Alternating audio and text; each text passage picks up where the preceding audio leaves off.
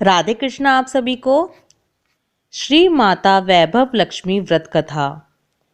माता वैभव लक्ष्मी व्रत के नियम और विधि आपको मैं अपनी पहली वीडियो में बता चुकी हूँ, जिसका लिंक मैंने डिस्क्रिप्शन में दिया है।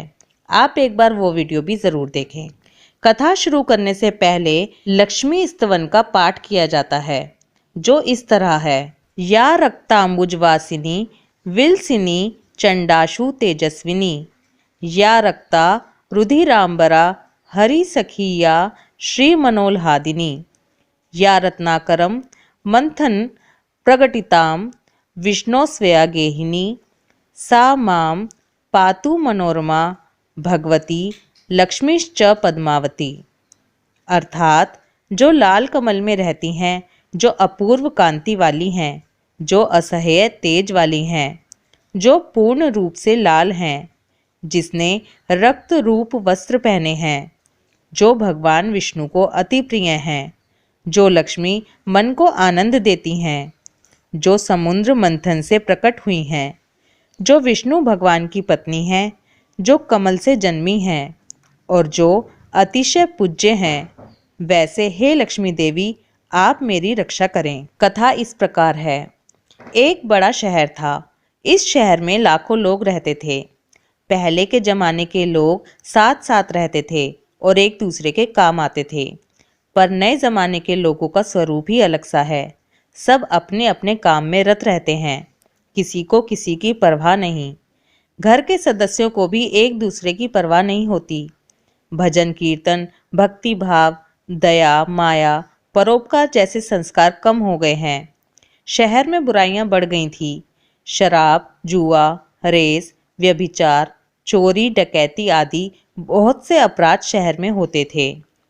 कहावत है कि हजारों निराशा में एक अमर आशा छिपी हुई है। इसी तरह इतनी सारी बुराइयों के बावजूद शहर में कुछ अच्छे लोग भी रहते थे। ऐसे अच्छे लोगों में शीला और उनके पति की गृहस्थी मानी जाती थी। शीला धार्मिक प्रकृति की और संतोषी थी। उनका पति भी विवेकी और सुशील था। शीला और उनका पति ईमानदारी से जीते थे। वे किसी की बुराई नहीं करते थे और प्रभु भजन में अच्छी तरह समय व्यतीत करते थे। उनकी गृहस्थी आदर्श गृहस्थी थी और शहर के लोग उनकी गृहस्थी की सराहना करते थे। शीला की गृहस्थी इसी तरह खुशी खुशी चल रही थी, पर कहा जाता है कि कर्म की गति अकल है। विधाता के लिखे लेख कोई नहीं समझ सकता। इंसान का नसीब पल भर में राजा को रंक बना देता है और रंक को राजा। शीला के पति के अगले जन्म के कर्म भोगने बाकी रह गए होंगे कि वो बुरे लोगों से दोस्ती कर बैठा। वो जल्द से जल्द करोड़पति होने के ख्वाब देखने लगा, इसलिए वो गलत रास्ते पर चल निकला और करोड़पति की बजाय रोडपति बन गया। यानी कि रास्ते पर भटकते भिखारी जैसी उसकी स्थिति हो गई। शहर में शराब, जुआ, रेस, चरस, गांजा आदि बदियां फैली हुई थी। उसमें शीला का पति भी फंस गया। दोस्तों के साथ उसे भी शराब की आदत हो गई। जल्द से जल्द पैसे वाला बनने की लालच में दोस्तों के साथ रेस जुआ भी खेलने लगा। इस तरह बचाई हुई धनराशि, पत्नी के गहने, सब कुछ रेस जुए में गंवा दिया था। समय के परिवर्तन के साथ घर में दरिद्रता और भुखमरी फैल गई। सुख से खाने के बजाय 2 वक्त के भोजन के लाले पड़ गए और शीला को पति की गालियां खाने का वक्त आ गया था। शीला सुशील और संस्कारी स्त्री थी।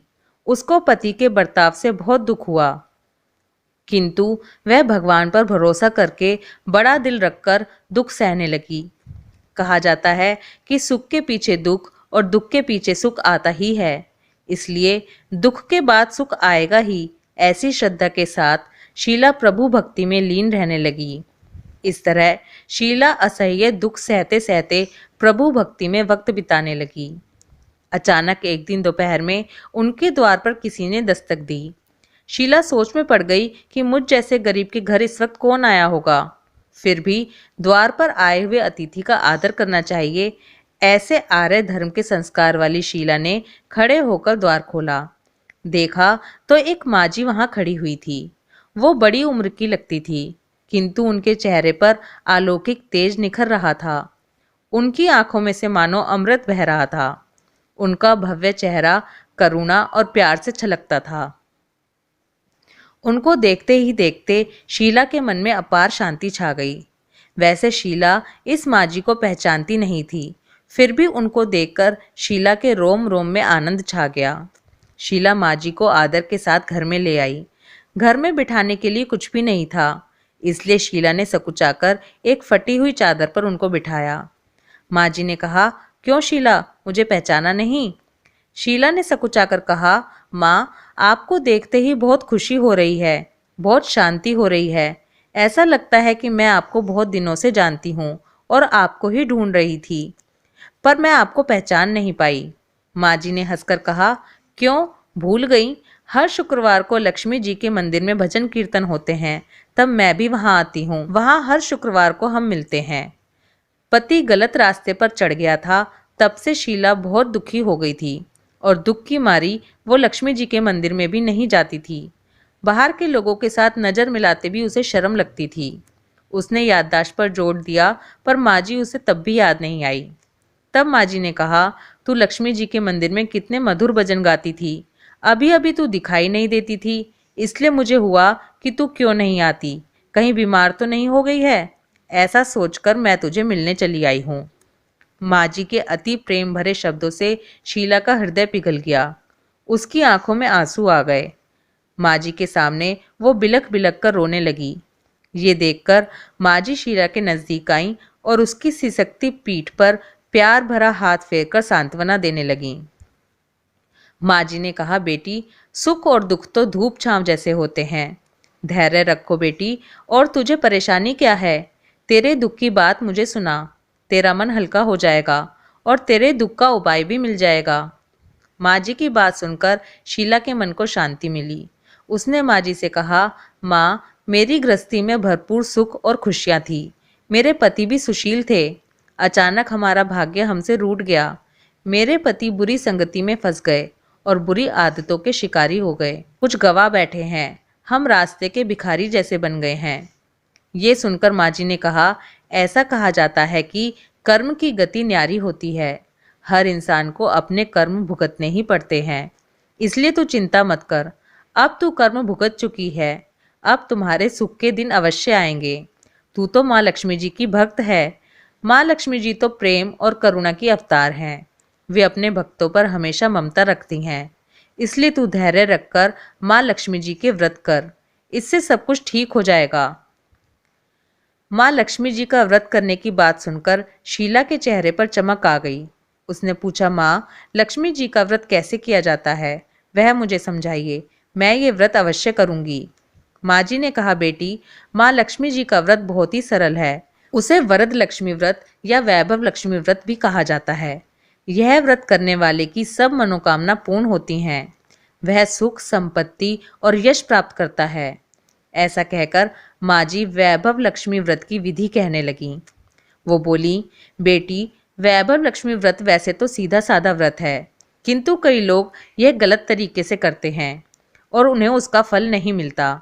कई लोग कहते हैं कि सोने के गहने की हल्दी कुमकुम से पूजा करो, बस हो गया व्रत, पर ऐसा नहीं है। कोई भी व्रत शास्त्रीय विधि से करना चाहिए, तभी उसका फल मिलता है। सच्ची बात यह है कि सोने के गहनों का विधि से पूजन करना चाहिए। व्रत की उद्यापन विधि भी शास्त्रीय विधि से करनी चाहिए। ये व्रत शुक्रवार को करना चाहिए। सुबह स्नान करके स्वच्छ कपड़े पहनो और सारा दिन जय माँ लक्ष्मी का रटन करते रहो।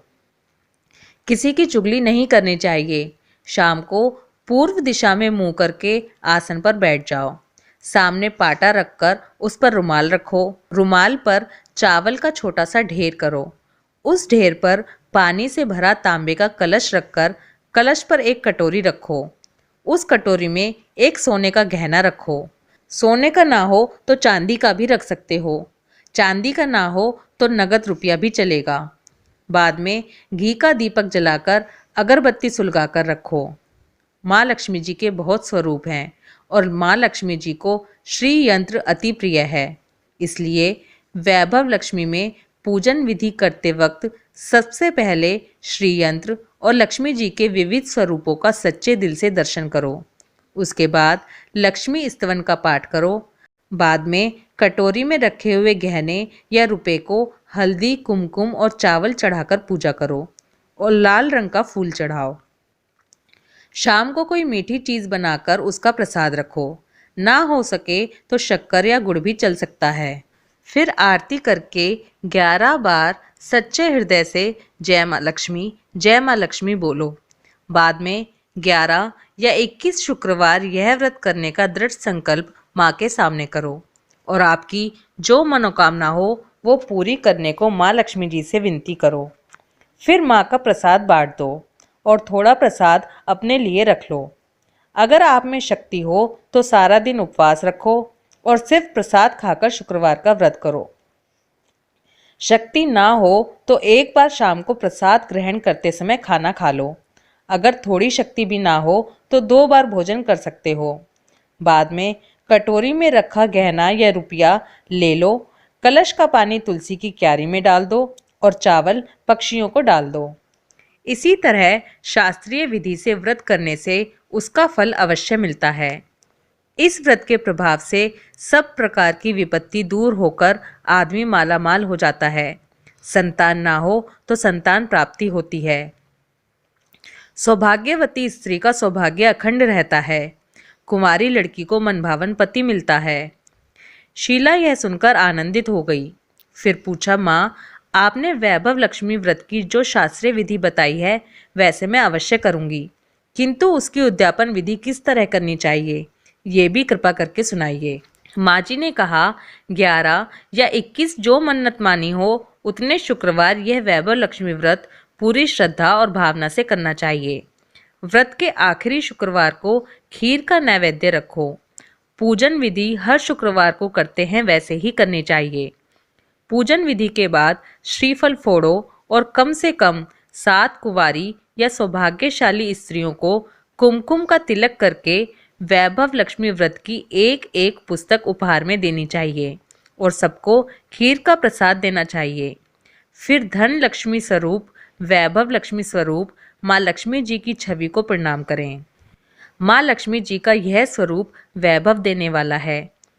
प्रणाम करके मन ही मन भावुकता से माँ की प्रार्थना करते वक्त कहें कि हे माँ धन लक्ष्मी, हे माँ वैभव लक्ष्मी, मैंने सच्चे हृदय से आपका व्रत पूर्ण किया है, तो हे माँ हमारी मनोकामना पूर्ण कीजिए, हमारा सबका कल्याण कीजिए। जिसे संतान ना हो उसे संतान देना, सौभाग्यशाली स्त्री का सौभाग्य अखंड रखना, कुंवारी लड़की को मनभावन पति देना। आपका यह चमत्कारी वैभव लक्ष्मी व्रत जो भी करे उसकी सब विपत्ति दूर करना, सबको सुखी करना। हे माँ, आपकी महिमा अपरंपार है।